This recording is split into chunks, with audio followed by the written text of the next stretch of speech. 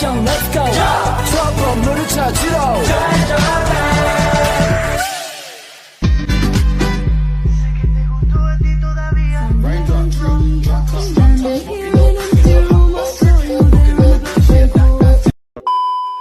Assalamualaikum warahmatullahi wabarakatuh.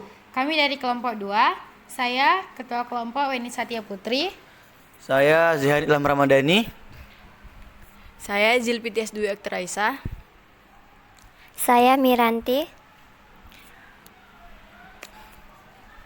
Jadi kami di sini sedang bersama Bapak Malau, guru di SMA Negeri 1 Pulau Rakyat. Tema kami ini adalah tentang pemanasan global. Nah, boleh Bapak perkenalan diri, Pak? Boleh. Nama saya M. Malau, guru fisika, terhitung mulai tugas 1 Desember 1994 sampai sekarang. Terima kasih, Pak.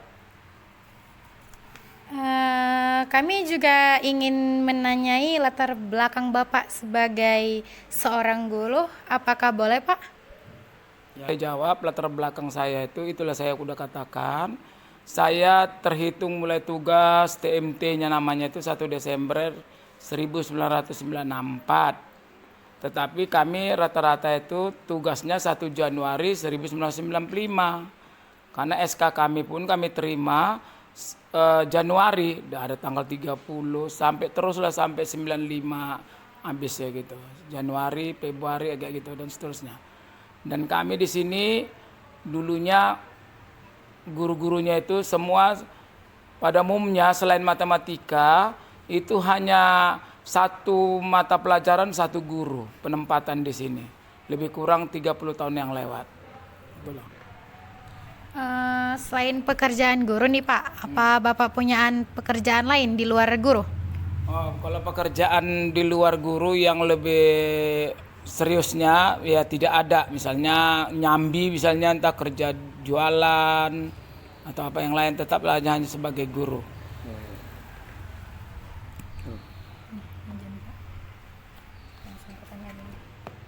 Izin ya, Pak, langsung ke pertanyaan inti.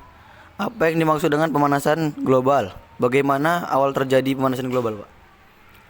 Kalau yang saya tahu dari materi pelajaran dan dari materi-materi yang lain, baik itu dari media sosial maupun dari materi-materi pelajaran yang saya alami, pemanasan global itu adalah pemanasan akibat pengaruh-pengaruh dari teknologi juga itu. Kalau zaman tahun 60-an itu pemanasan global bisa dikatakan belum pala nampak. Makanya waktu KTT Bumi di Brazil itu udah nampak pengaruh pemanasan global karena adanya hotspot katanya, titik api yang ada di atmosfer. Kalau kita ketahui fungsi daripada atmosfer itu terutama di lapisan ozon, itu lapisan-lapisan atmosfer, kalau nggak salah di lapisan stratosfer itu, disitulah lapisan-lapisan ozon untuk menyerap semua radiasi-radiasi ultraviolet atau sinar UV dari matahari sampai ke bumi itu harus dipantulkan kembali itu seharusnya. Tetapi karena ada hotspot titik api, kebolongan-kebolongan itu diakibatkan karena pengaruh gas-gas yang bisa merusak ozon itu atau O3. Pada umumnya yang saya tahu itu adalah penggunaan klorofluorokarbon CFC. Itulah yang mengakibatkan pertama pemanasan global. Jadi dalam hal ini dari KTT Bumi bisa kamu cari itu kemungkinan entah berapa kali yang diadakan oleh PBB itu karena perlunya untuk penyelamatan bumi itu apabila seandainya tetap diteruskan atau tidak lanjuti pemanasan global itu, maka bumi ini akan naik nanti temperaturnya. Setiap tahun kemungkinan itu 1 derajat, kalau seandainya 10 tahun berarti 10 derajat. Dan akan ada nanti yang kejadian yang lebih berbahaya, contoh benua Antartik yang penuh, yang namanya ada es abadi di situ, akan mencair semua berbentuk gletser. Dan kemungkinan kota-kota di pesisir di dunia ini seperti Bangkok, Jakarta, dan seterusnya, khususnya di Asia akan tenggelam. Oleh karena itu Semua kita di dunia ini harus perlu diadakan penyelamatan bumi, termasuklah di situ penyelamatan atmosfer. Jadi termasuklah itu menghindari efek rumah kaca. Terima kasih. Oke Pak, ini selanjutnya ada pertanyaan ini Pak. Apa yang menyebabkan terjadinya pemanasan global Pak? Itulah pemanasan global diakibatkan akibat adanya atmosfer bumi hotspot, titik api, terjadi bolong-bolong itu. Jadi kalau sebelum diketahui itu setelah KTT bumi kalau nggak salah itu tahun 1980-an, itu belum nampak itu titik api itu melalui foto satelit. Jadi titik api itulah yang menyandarkan bolong-bolong itu sehingga sinar UV dari matahari itu langsung terserap ke bumi, itu membahayakan. Jadi kalau ada atmosfer bumi itu yang ada ozon itu sebagai atap dunia dan itu dipantulkan kembali ke bumi. Hanya diserap berapa persen lah ke bumi. Itu akan dipantulkan lagi ke ruang angkasa itu. Ya, sistem sinar pemantulan. Kalau kita belajar fisika ada pemantulan itu cahaya, karena matahari itu atau sinar itu adalah cahaya akan dipantulkan kembali itu. Jadi diserap paling hanya 20% ke bumi. Jadi pemanasan global atau sinar UV itu tidaklah begitu besar kali apabila ozon masih tetap dijaga, tetap lestari. Oke, selanjutnya apa yang dimaksud dengan efek rumah kaca, Pak? Ya, efek rumah kaca itulah yang bisa dikatakan lebih membahayakan. Karena tidak adanya istilahnya efek rumah kaca antara sinar yang masuk ya tetap diserap, nggak bisa dipantulkan kembali. Itulah efek rumah kaca. Jadi efek rumah kaca ini kalau bisa itulah dihindari sebenarnya. Efek rumah kaca. Efek itu artinya akibat. Nah, akibat dari efek rumah kaca itu istilah itu.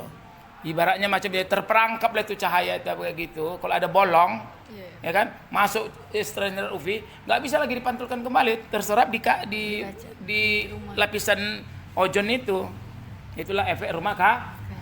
Efek rumah kaca, ya itu istilah itu efek rumah kaca, bukan rumahnya yang buat kaca.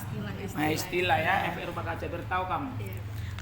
Selanjutnya Pak, hal apa yang dilakukan untuk mencegah pemanasan global Pak? Iya. Pertama, lapisan-lapisan ozon itu perlu dilestarikan. Jadi menurut penelitian, ozon itu bisa kembali lestari apabila gas-gas yang mengakibatkan kebocoran itu bisa ditiadakan. Contoh penggunaan klorofluorokarbon CFC, itu penggunaannya itu seperti pendingin ruangan AC.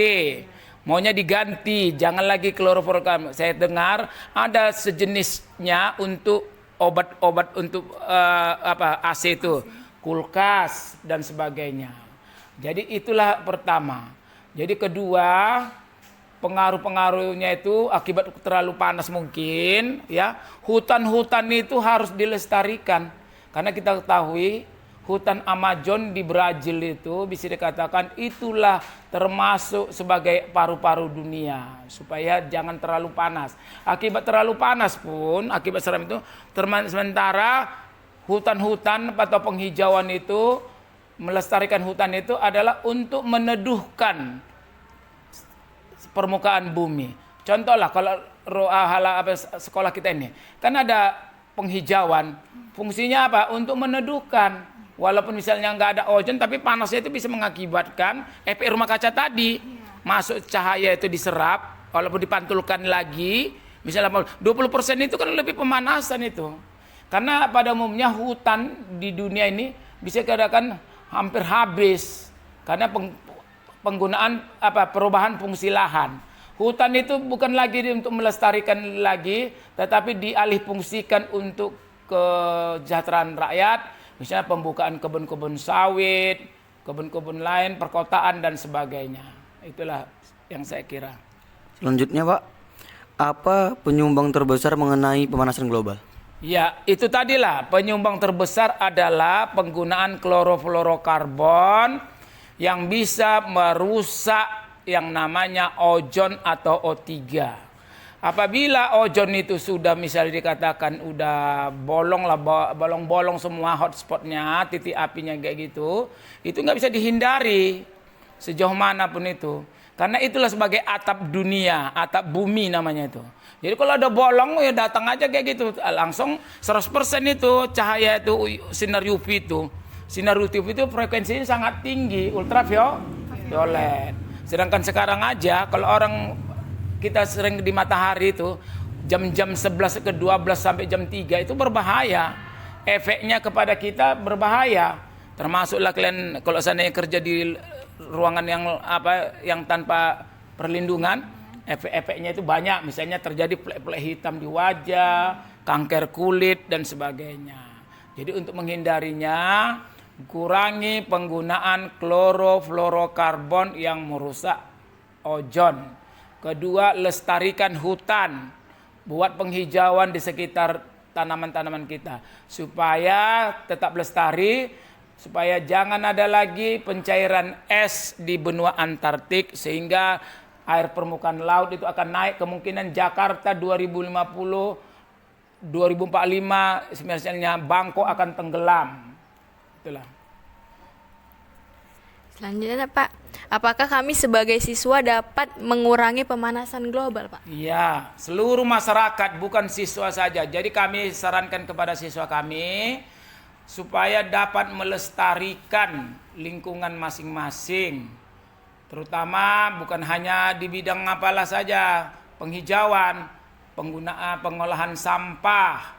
Coba dulu didaur ulang dulu sampah-sampah yang organik itu bisa dibuat kompos. Sampah-sampah yang non organik misalnya plastik-plastik bisa didaur ulang. Apabila dikelola lagi didaur ulang, kumpulkan lagi sebagai pengepul, maka diolah lagi seperti menjadi biji-biji plastik, bisa diolah lagi. Dan itu saya harapkan kepada kamu. Yang paling terkecil adalah lingkungan kita masing-masing. Sampah jangan sembarangan dibuang. Terima kasih.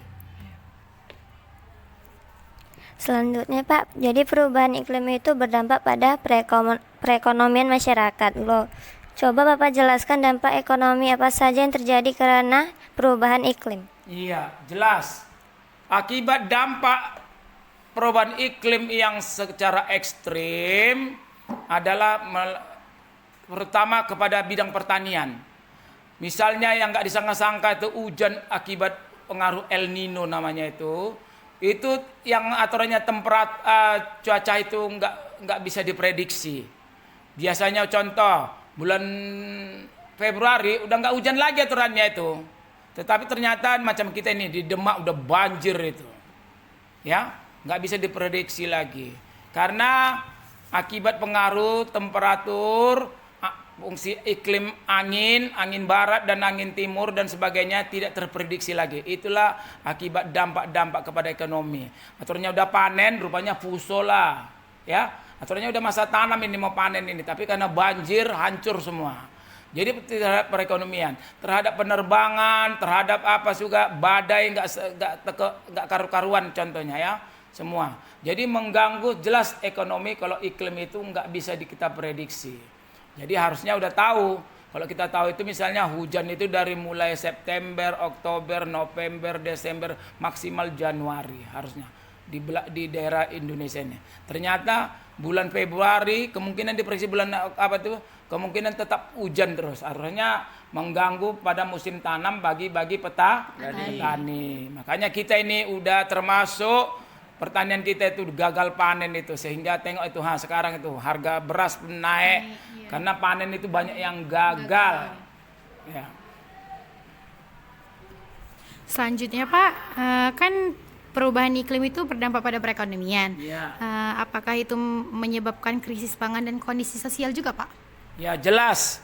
Mumpung masih Indonesia masih kuat kita, ekonomi kita bisa dikatakan masih diprediksi bisa 5%. Untuk krisis pangan, APBN kita masih bisa menalanginya lah ya.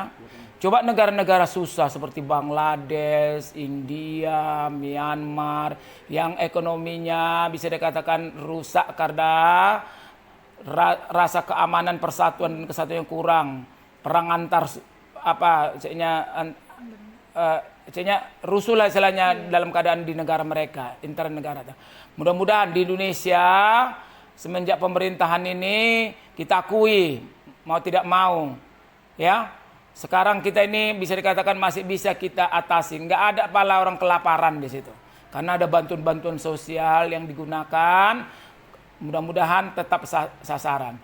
Nggak ada yang kita tahu yang mati kelaparan. Seperti macam yang di Bangladesh itu, di Afrika dan sebagainya. Kalau di Afrika memang gawat itu ya.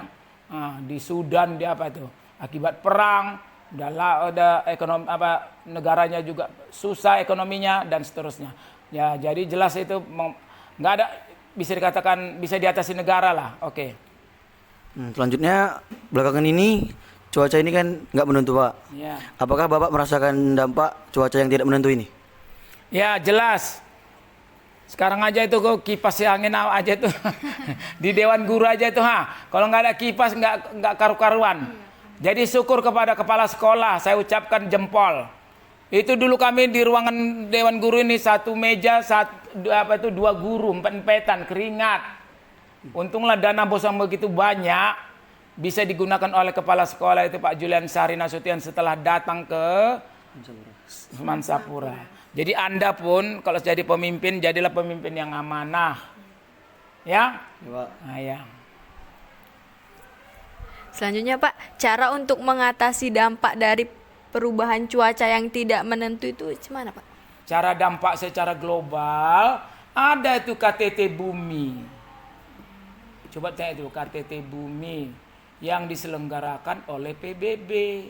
Semua di situ negara-negara yang terlibat penggunaan teknologi yang bisa merusak negara-negara yang merusak lingkungan hidup. Makanya ada istilah macam KTT kemarin itu G7 yang di Bali itu kemarin itu yang Jokowi datang presiden Amerika dia ada itu go green. Apa go green? Kembali ke hijau, kembali kita dihijaukan bumi. Jadi setiap pembangunan harus ada analisa dampak lingkungan. Jangan asal dibangun misalnya proyek-proyek kayak gitu. Pertambangan harus diperhitungkan analisa dampak lingkungan. Makanya kita harus go green. Green apa? Hijau. Iya, harus yang dalam keadaan dunia hijau. Jadi Anda pun dengan saya harus harapkan usahakanlah itu supaya penghijauan itu di rumah pun bikin kan. Nah, jadi perlu itu go green. Dunia itu dibawa ke keadaan hijau, lestari dan sejuk. Terima kasih. Selanjutnya Pak, menurut Bapak dengan adanya cuaca yang tidak menentu, apakah itu termasuk pemanasan global? Iya. Pengertian pemanasan global itu sudah secara mendunia. Jadi yang kamu tanya tadi, adanya dampak cuaca tak menentu, itu adalah akibat dari banyaknya kejadian-kejadian setiap negara bisa diambil suatu kesimpulan itulah akibat pemanasan global. Contoh kita El Nino katanya tak tertentu lagi cuaca ini iklim Indonesia. Baru di Vietnam juga terjadi gagal panen, di India, di Pakistan, di Bangladesh, di mana semua banjir di mana-mana. Jadi dalam hal ini itu termasuk salah satu dampak daripada dampak daripada pengaruh daripada iklim dunia sehingga mengakibatkan juga secara mendunia. Kalau hanya satu negara aja mendampak enggak itu namanya akibat bencana dari akibat gagal dari gagal dampak yang kamu bilang pertama tadi perubahan cuaca secara menyeluruh. Kalau tidak ngapain ada KTT Bumi? Pernah tuh dengar KTT Bumi? Itu pernah saya ingat itu di Brazil itu. Jadi disisipkan setiap negara-negara terjadi misalnya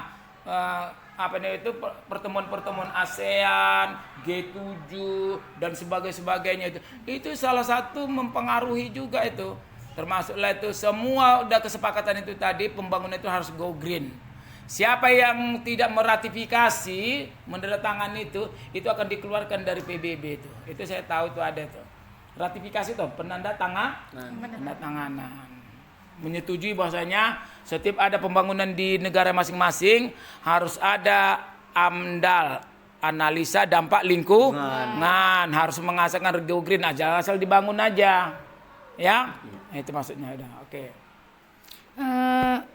Hubungan kan ada perubahan cuaca yang tidak menentu Pak, itu kan mempengaruhi kesehatan. Ya. Nah, contoh dari yang mempengaruhi kesehatan itu apa Pak? Penyakit apa yang terdampak? Oh ya banyak. Ya, kalau mungkin itu pertama ada ISPA, inspeksi saluran pernapasan atas. Kalau udah panas lah itu, debu kan banyak itu kan. Kayak mana yang menyiraminya itu semua? Iya kan? Nah, debu. Nah, itu namanya infeksi saluran pernapasan atas. Sesak lah, sinusitis lah, paru-paru, batuk lah, semuanya. Itulah dulu yang paling pertama. Itulah yang saya tahu. Karena abu ya kan? Nah, musim kemarau nanti abu itu banyak itu. Mana mungkin siram-siram itu semua. Paling halaman aja nggak siram ya kan? Oke. Baik Pak, sekian dari pertanyaan kami. Terima kasih atas wawancaranya ya Pak ya. Jika ada pertanyaan kami yang menyinggung hati Bapak, kami sekelompok meminta maaf terhadap Bapak. Ya. Jadi saya harapkan kamu betul-betul belajar, terutama anak IPA. Baik, sekian dari kelompok kami. Saya akhiri. Wassalamualaikum warahmatullahi wabarakatuh. Waalaikumsalam warahmatullahi wabarakatuh.